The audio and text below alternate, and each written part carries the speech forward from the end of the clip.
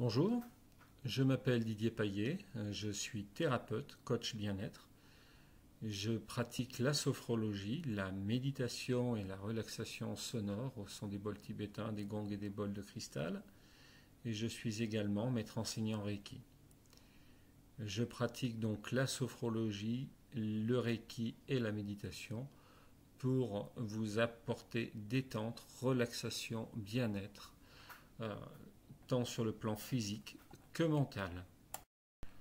Je vous reçois pour cela à mon cabinet, situé au Puy-en-Velay. Je consulte également en visio ou je me déplace à votre domicile. Je vous reçois dans un espace dédié, là, à la pratique de la sophrologie, ici à la pratique du Reiki pour les séances individuelles. Et là, sur cette photo, vous pouvez voir la grande pièce où il y a beaucoup de tapis de méditation. Il n'y a jamais eu autant de personnes qui venaient dans cette pièce pour une pratique de méditation. Il y a beaucoup plus d'espace que ça. Vous voyez sur cette photo en plus au fond les gongs, les bols tibétains et les bols de cristal. Je vous accompagne donc par les différentes techniques que j'ai dans le bien-être, un accompagnement individualisé, personnalisé. J'ai, comme tout un chacun, eu des épreuves à surmonter. Ces épreuves m'ont ouvert la porte sur des techniques que je ne connaissais pas. Ces techniques m'ont permis de traverser des épreuves compliquées donc, et j'ai compris cette chose-là qui est marquée sur cette photo que vous voyez. Donc si l'on met un diamant dans une boîte, elle deviendra une boîte à bijoux. À l'inverse, si l'on met des déchets, elle deviendra une poubelle. C'est pareil pour notre tête. Il est important d'avoir des pensées positives et de se libérer de toutes ces pensées parasites. Parfois, il peut arriver qu'on a la sensation d'être entouré de brouillard, de ne pas pouvoir redescendre, d'avoir perdu pied. Tous ces éléments que l'on dit fréquemment. Donc, grâce à la sophrologie, la méditation et le Reiki, je peux vous accompagner dans ces moments-là.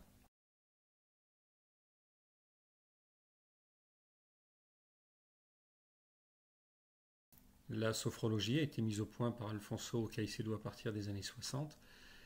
Grâce à la sophrologie, on peut permettre aux personnes de mieux gérer la douleur, de mieux gérer le stress, de retrouver un sommeil réparateur, de retrouver une estime de soi, de combattre des addictions, de se préparer à un objectif, comme un examen, comme un accouchement. Plein de choses. C'est une technique donc qui est ouverte à toutes les personnes. Moi, je pratique donc la sophrologie avec une seule personne et je ne fais pas de la sophrologie de groupe qui, à mes yeux, est plus proche de la méditation que de la sophrologie, sauf si c'est pour résoudre un problème de groupe. Le Reiki est une technique énergétique qui a été mise au point en 1922 par Mikao Usui au Japon.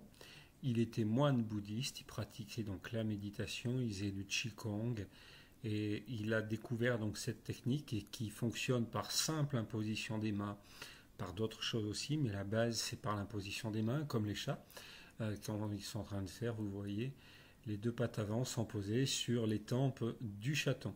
Le Reiki est une technique aux multiples bienfaits qui s'adapte au receveur, qui réellement travaille tant sur le plan physique que mental, que émotionnel. Il réduit le stress, il rééquilibre les énergies, il peut soulager aussi les souffrances, les peurs, il peut aussi traiter les brûlures, il peut accélérer la guérison de la personne, l'auto-guérison de la personne. Je suis donc maître enseignant et je transmets mes connaissances aux personnes qui le souhaitent lors de stages du premier, deuxième, troisième et quatrième degré, simplement par inscription. Et en plus de cela, je fais donc des échanges au niveau du Reiki. Les échanges, c'est simplement des personnes qui sont initiées au Reiki, qui donnent du Reiki à d'autres personnes qui sont initiées. Je fais ça 2 fois par mois, une fois le dimanche et une fois le jeudi.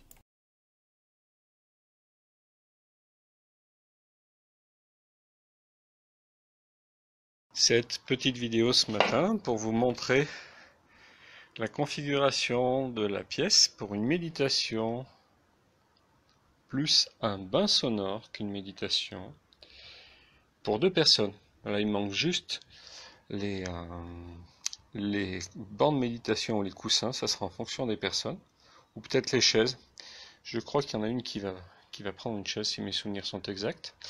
Mais c'était juste pour vous montrer la configuration de la pièce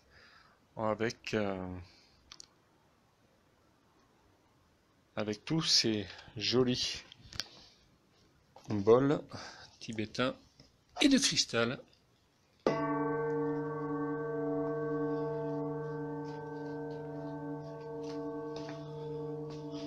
Mais aussi les gongs.